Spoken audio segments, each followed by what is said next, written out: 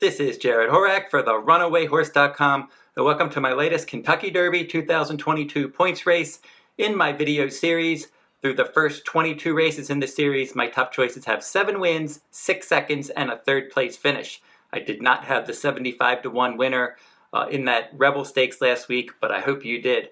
This week, very busy. We have 4 Oaks points races and 4 Derby points races. I'm going to cover them all in 3 videos, so I got a lot to do here. And if you're interested in my full card analysis from Santa Anita Park, you can find those full cards at therunawayhorse.com on my sales page. Big full card for Saturday, March 5th. I'm going to be covering all 11 races from Santa Anita, plus the stakes races from Gulfstream Park. And that's Fountain the Youth Day, and that's the first race that I'm going to do in this video is the 12th race from Gulfstream Park, the Grade 2 $400,000 Fountain of Youth Stakes. 3-year-olds, a mile and a 16th on the main track, with a scheduled post time of 5:42 p.m. Eastern Time. We have a scratch in here. Mo Donegal was your morning line favorite. He drew post 12. He came down with a fever, and he has scratched. So now we have a horse, Galt, who was also eligible, draws in to the field. So Markhamian is number 1. He's 20-1 morning line, and he should show speed from that inside post. He ran well in all 3 sprint starts, missed by a head in his debut. Tracking the pace, second time out, 6.5 furlongs at Gulfstream Park against Florida Breds. He tracked the pace again, he won by 4. And then last time in the Pasco Stakes at 7 furlongs at Tampa Bay Downs, he dueled on the lead and he pulled clear. So now stretching out in distance with that inside post, you got to feel he's going to be part of the pace. Number 2, Simplification, should be part of the pace if he has a good break this time. He did not have a good break in the Holy Bull. He was expected to attend the pace that day, but he tossed his head at the break, had a slow start. He rallied from 7th. He finished 2nd. He wasn't close to the winner, White Abario, who was my 6-1 top choice that day, but he was ahead in front of Mo Donegal. It was a decent effort. He just held 2nd that day. So now in this race with a clean break, you would expect that he's going to be part of the pace. Now a lot of times we see these horses that like to be on the lead, and then they break slow and they rally, and then you think, oh, well, now they're versatile. But then a lot of times when they break good, they just go right and revert back to their aggressive tactics. So I think if Simplification does break cleanly here, he's going to be all over the pace. Number 3, Howling Time. He was going to be my top choice in the Sam F. Davis Stakes earlier in February, but they scratched from that race. They chose this spot. He won his first 2 starts at Churchill Downs last year, including the Street Scent Stakes, where he stalked and won nicely, and he won his debut from off the pace. So then it was odd to see him on the lead in the Kentucky Jockey Club Stakes, a race that didn't have much pace, and he was able to get that lead, but he couldn't hold it, and he finished 5th in an 11-horse field. Hasn't been seen since then. He is firing bullet workouts for this at Gulfstream Park for trainer Dale Romans. I would expect that he's going to revert to tactics where he's going to be rallying from a bit off the pace, a little more patiently handled this time under Joe Talamo. And that Kentucky Jockey Club Stakes was a productive race. We've seen multiple horses from that race come back and win Derby points races this year. Number 4, In Due Time. He is stepping up in company. He won his debut at 5.5 furlongs in the mud at Monmouth Park. And then he went to 6 furlongs in his second start off of a layoff. He finished an even 3rd. And then they stretched him out to 1 mile around 1 turn at Gulfstream last time, and he rallied from the inside post from off the pace to win by almost 6 lengths. 3rd start off the layoff, 1st start around 2 turns. He's got tactical speed and a good post position. Number 5, Dean Delivers. He's a 15-1 long shot. He's got a sprint-oriented pedigree, and he's run well in all of his sprint races with a win in 3 seconds from 4 starts. In the Swale Stakes last time out, he ended up finishing a close 2nd.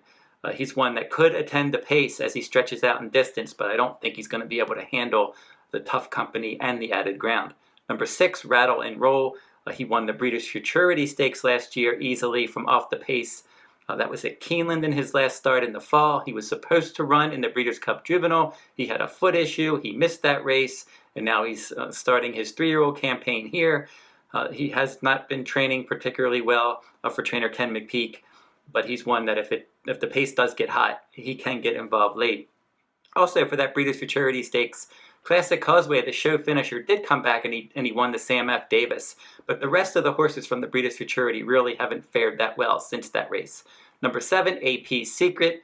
This one is a stablemate of White Abario, the Holy Bull winner for trainer Safi Joseph Jr., and he ran well in all of his starts at Gulfstream. Easy win, stalking the pace in his 7-furlong debut. Then he was second in his second career start in an 8-horse field at 1 mile around one turn, and then last time another 1-turn mile at Gulfstream.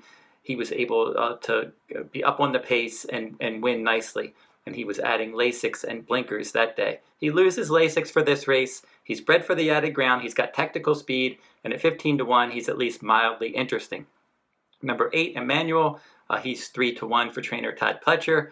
He won both of his starts easily. His 1-mile debut at Gulfstream, he was up on the pace. The pace was pretty solid that day, and he won by almost 7 very easily.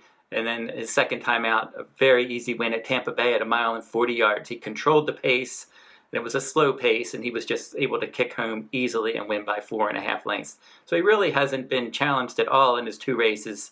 They paid $350,000 for this one, and I would expect that he will probably try to stalk the pace in here, as others with post positions that are closer to the inside have more speed than he does. Number 9, High Oak, hasn't been seen since September of last year in the Hopeful when he finished 4th. He looked really good in the Saratoga Special second time out. So now this is his first start in a while, in more than 6 months, and his first start around 2 turns. Bill Mott, very good trainer. He wouldn't just be throwing him in here. And he does have a bullet workout for this from the gate last time out at Payson Park. Number 10, Giant Game. He's 15-1 morning line. He is a stablemate of Howling Time for trainer Dale Romans. And this one ran well in his first 3 starts, including a decent 3rd-place finish in the Breeders' Cup Juvenile. But that race has not turned out to be productive. And then in the Holy Bull last time, he was up early, stalking the pace, sitting in 3rd. And then after 6 furlongs, he started to retreat. He was well beaten back in 8th. And it was found out that he had a breathing issue. They corrected that with a mild procedure. And now he could go much better. He's one that is probably going to come from a bit off the pace. Number 11, O Captain. This one for Gus Delgado. Javier Castellano is going to ride. He won his debut easily at 5.5 furlongs, wiring the field. Second time out at 6 furlongs in the Limehouse, a well-beaten clear 3rd. And now this is his first start around 2 turns, and he's going to have to run faster from a tough post. And then Galt has drawn into the body of the race for trainer Bill Mott. Joel Rosario is going to ride. He looked good in his maiden win when they removed blinkers and returned to the main track at Gulfstream Park on December 26th, and he stuck the pace from the inside post that day. Last time in the Holy Bull from the inside post, he set the pace and he weakened to finish 4th. Tough post, he's going to probably be stalking the pace, and he's really hung out wide. So I'm going to give out my top selections, my top 3 selections in this race. My 3rd choice is going to be AP Secret for trainer Safi Joseph. I thought his form's good. His speed figures in each of his 3 starts improved, and he's got some tactical speed, and he can work out a decent trip. We're going to find out how good he is in this spot. My 2nd choice is number 4, In Due Time. Another one, 3 starts, and he improved his speed ratings in all 3 races. I like his post position with the ability to stay within striking range of what should be an honest pace, and he could end up working out a decent trip. But I'm going to go with Emmanuel as my top choice. He's just shown so much promise. This is a big bulky field, but there's not a standout in here of the other runners, and Emmanuel could end up being something very good for Todd Pletcher. And we'll have to see if he can maybe rally a bit from off the pace, but maybe he won't get to the lead this time. We'll see how that plays out. He could end up stalking out in the clear, but he could be a very good horse for Pletcher, and we'll find out in this spot how good he is. Now we'll jump over and we'll do the Gotham Stakes analysis, and it's going to be for Saturday, March 5th, the 10th race from Aqueduct, the Grade 3 $300,000 Gotham Stakes for 3-year-olds, 1 mile around 1 turn, with a scheduled post time of 5:27 p.m. Eastern Time. In both of these Kentucky Derby points races, they will be awarding 50 points to the winner. So they're basically win-in your ins for these horses that win. Now, if you look at the whole field here, it looks like there's a lot of pace in this race. We have Runninsonofagun, number 1's got speed, Golden Code, the 3, From Another Mother, the 4, Dean's List, the 5, Life is Great, the 6. It just goes on in here. We have Bold Journey, the 8, with good speed, and then Rockefeller, the 10. So a lot of those horses like to be on or very close to the lead. It looks like the pace is going to be quick, and I've got it down to a couple solid contenders, I think. But I'm going to go with number 9, Morello, as my top choice for trainer Steve Asmussen. He won both of his starts easily. His 6 furlong debut at Aqueduct, he stalked, he scored easily. Second time out, the Jimmy Winkfield Stakes at 7 furlongs on a good track. He stalked from the outside post. He won that one easily. So he's drawn towards the outside. He should be out in the clear, stalking a lively pace, and he can get the jump on the bigger late runners and hopefully hold on and get the win as my top choice. I also consider number 2, Glider, a contender in here for Mark Casse, just because of his running style. He likes to rally from off the pace, and last time out in an optional claiming race at Tampa Bay Downs, he was second, clear second, and the winner there was Emmanuel, who was my top choice in the Fountain of Youth. So Glider ran a good race that day against my top choice in the Fountain of Youth, and I think that with the pace being hot, I think Glider can come in and run a decent race. So I like, in this race, I like number 9, Morello on top of number 2, Glider. So don't forget to like, subscribe, and comment if you like this content, and I'll be back with some more Kentucky Derby points races. I'm going to do the San